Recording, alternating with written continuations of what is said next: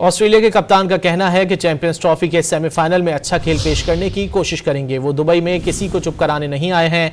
Dubai में press conference करते हुए स्टीव स्मिथ ने वाजे कर दिया कि वो खेल में बेहतरीन कारकर्दगी दिखाने पर यकीन रखते हैं, शायकीन को खामोश कराने पर नहीं। उन्होंने कहा कि भारतीय टीम मुसलसल दुबई में खेल रही है और अच्छी कारकर्दगी दिखा रही है। सेमीफाइनल कड़ा मार्का होगा जिसका बेसब्री से इंतजार है। भारतीय टीम दुबई की कंडीशंस अच्छी तरह समझती है। पिच खुश्क है और स्पिनर्स के लिए मददगार होगी।